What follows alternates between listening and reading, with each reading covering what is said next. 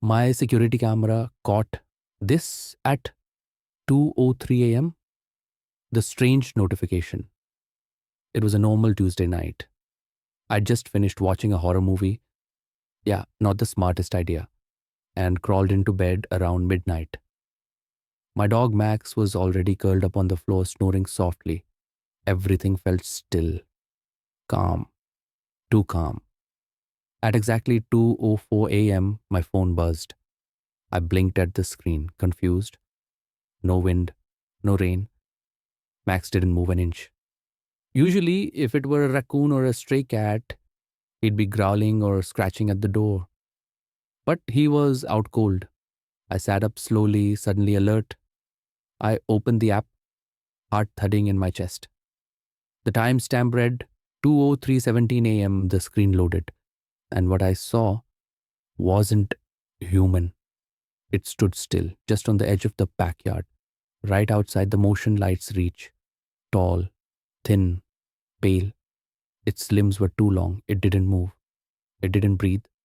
And worst of all, it was looking straight at the camera. Frozen in fear, my hands trembled as I zoomed in on the grainy footage. The figure's face was blurry, but something about it sent chills crawling down my spine. It wasn't just pale, it was unnatural, almost translucent. Its eyes, I couldn't tell if they were glowing or just reflecting the faint moonlight, but they seemed to pierce right through the camera lens and into my soul. I sat there frozen, heart pounding, unable to look away. The backyard was silent except for the faint hum of the security camera. Max, usually protective, didn't even stir. He was still asleep like nothing was wrong, which only made the whole scene feel more unreal. I grabbed my laptop and pulled up the security system's timeline. I needed to see what happened before and after. The moments before 2:03 a.m. were normal, empty yard, no motion. But then the figure appeared, standing there motionless for a full 2 minutes. I replayed it again, this time frame by frame. My mind scrambled for explanations. Was it a prank? Someone messing with the camera? No, the camera feed was encrypted and secure. The app showed no signs of tampering, and the figure never moved, not a single twitch. Then, just as suddenly as it appeared, it vanished. 1 second it was there, unmoving and cold. The next, nothing but empty darkness. I checked all the other cameras around the house, front door, driveway, side path. Nothing unusual. No signs of anyone approaching or leaving. It was as if whatever that thing was, it materialized only in the backyard, just beyond the light's edge, and then disappeared into thin air. My phone buzzed again. This time it was a text from my neighbor, Lisa. Hey, did you see the weird lights outside last night? Looked like someone was walking around your place at 2 a.m. I froze. Did she see that? Or was it something else? The night suddenly felt colder, the walls of my house tighter. I debated calling the police, but what would I say? Hello, someone, something stood in my backyard, staring at my camera for 2 minutes and vanished. I felt utterly alone. And that's when the motion alert came through again. 2:03:59 a.m. Backyard camera. My phone screen lit up once more with the grainy figure, this time just a few steps closer.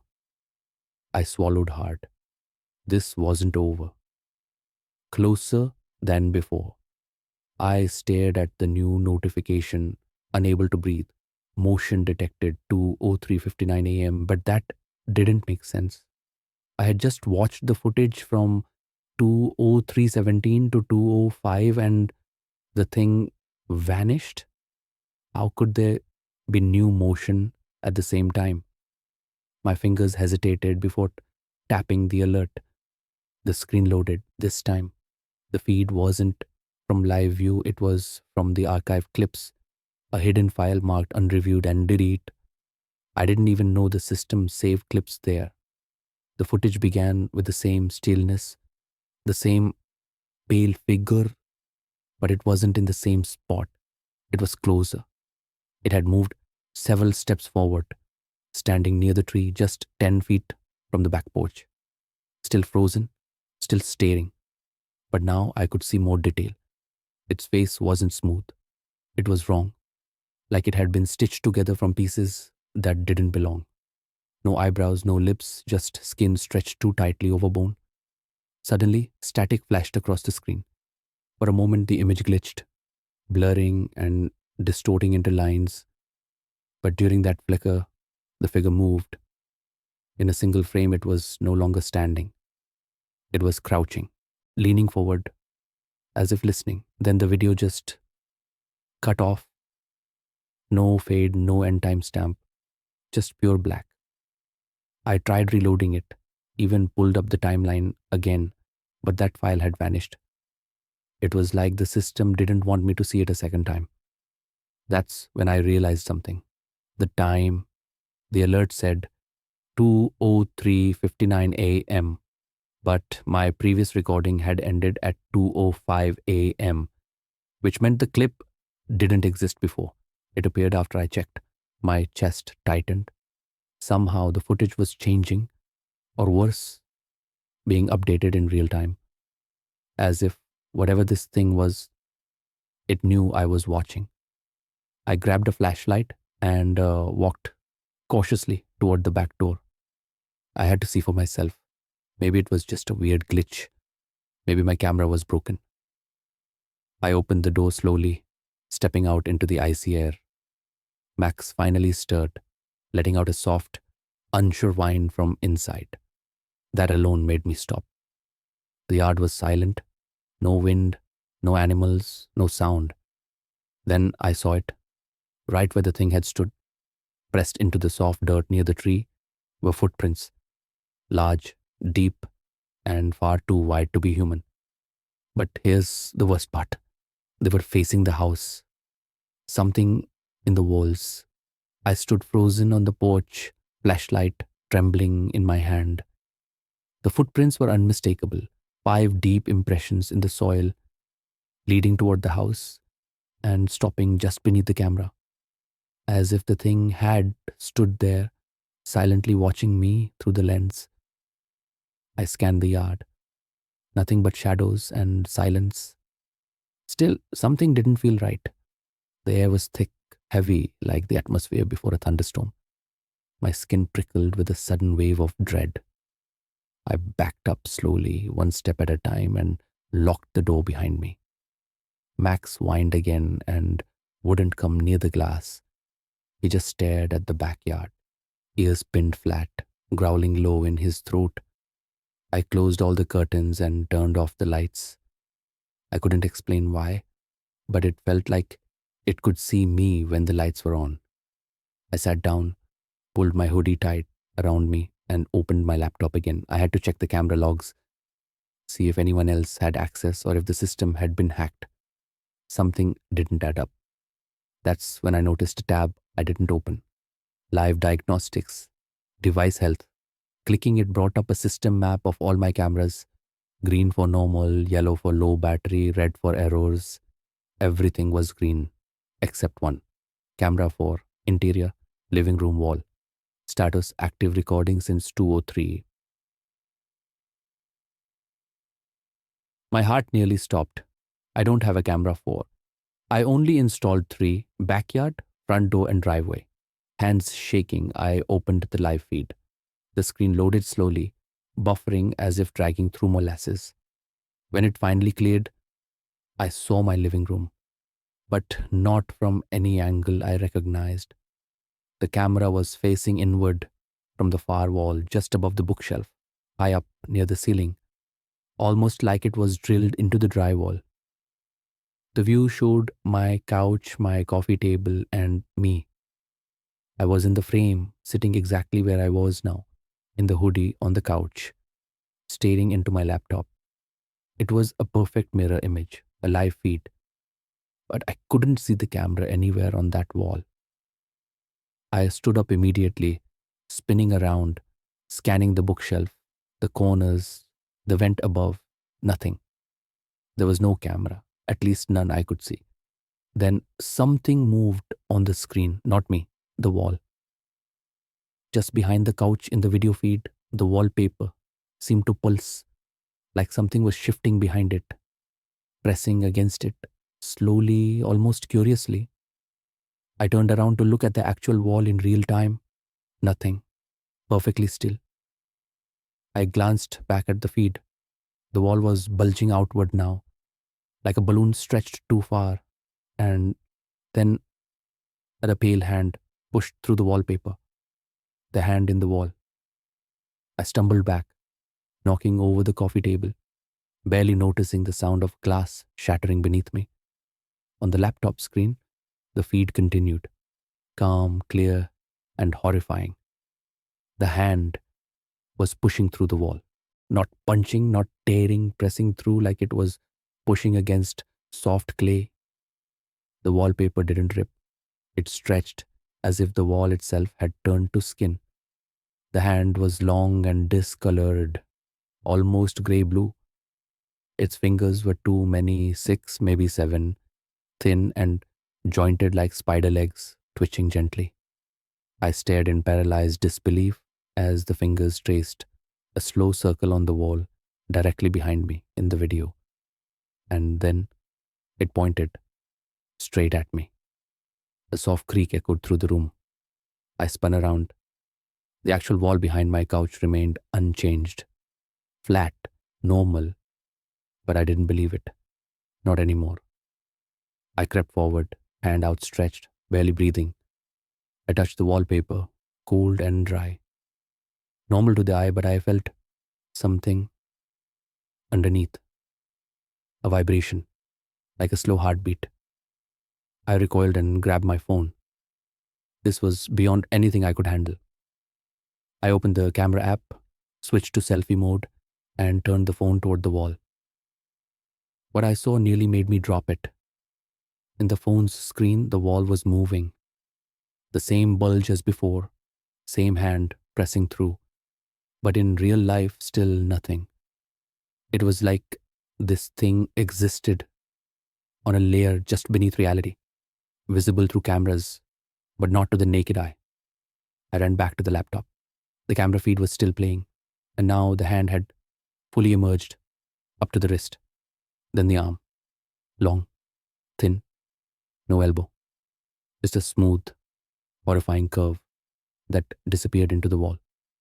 Suddenly, Max started barking wildly. He sprinted into the room, hackles raised, and jumped at the wall, the exact spot from the feed. He barked like he was trying to tear it apart, then yelped and backed off, tail between his legs, staring at the corner of the ceiling. I followed his gaze and froze. The ceiling vent was open, not swung open like it had been unscrewed, just hanging there, like someone had slid it out from the inside. I walked slowly beneath it, heart racing, and listened. For a long moment, nothing. Then, knock, knock, 2 soft taps from inside the vent. It knows my name. I stared up at the vent, every muscle in my body locked in place. Knock, knock. The second tap echoed softer this time, almost playful, like it was toying with me. Max let out a low growl and backed out of the room completely, tail tucked, his nails skittering on the hardwood floor. I wanted to run too, every part of me screamed to leave the house. But something rooted me there, not just fear, something else. I pulled the ladder out from the hallway closet.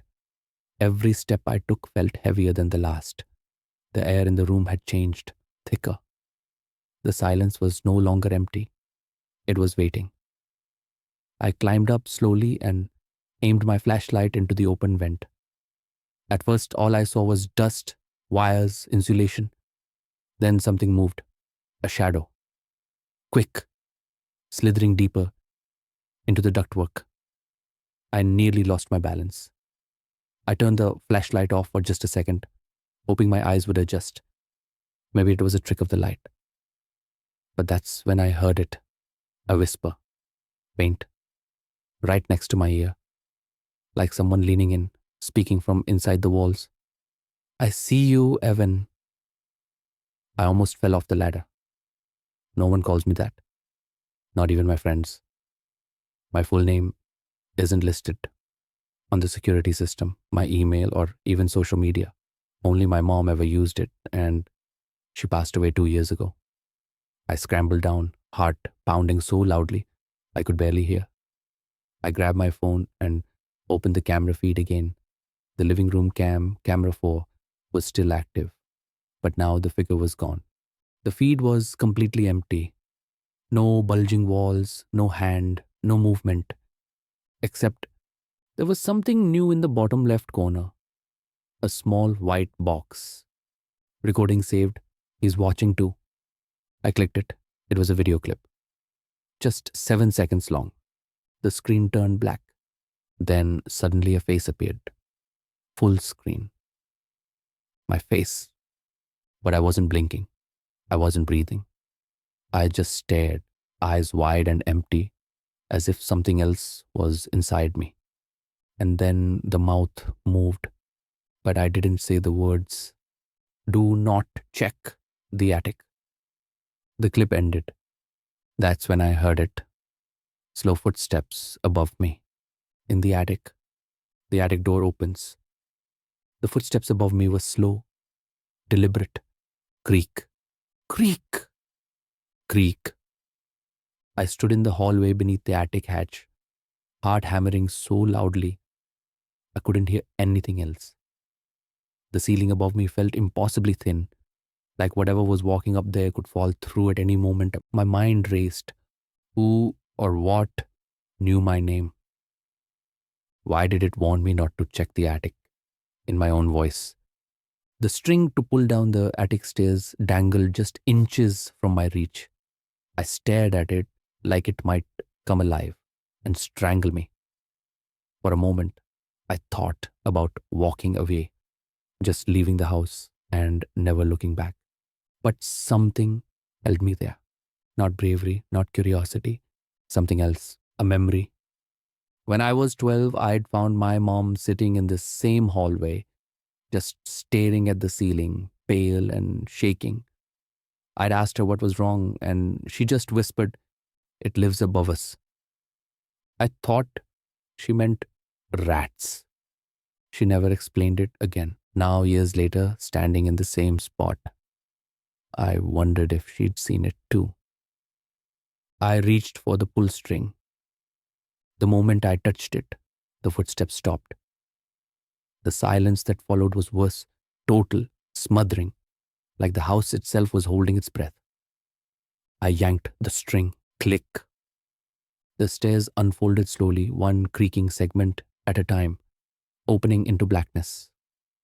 Max was nowhere in sight now. I couldn't blame him. I took a deep breath, grabbed the flashlight, and climbed the steps. Each step groaned beneath me like it was protesting, warning me not to go further. The attic smelled old, like dust, wood rot, and something sour. I scanned the flashlight across the space, boxes, cobwebs, a rocking chair I didn't recognize. And then I saw it in the far corner, a small television, plugged into nothing, no cords, no outlet. Just sitting there, turned on, casting a faint bluish glow. I moved closer. The screen was covered in static, but through the fuzz, I could just barely make out a room. My room, live feed. Then the static flickered, and I was on the screen again, sitting on the couch.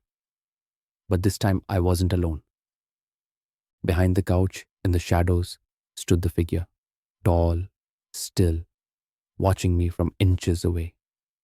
I spun around. There was nothing behind me. I turned back to the screen. Now it was standing at the bottom of the attic stairs. The feed flickered again. Now it was in the attic just behind me. I slowly raised my flashlight, pointed it over my shoulder, empty. Then the sound started. Not a voice, not footsteps.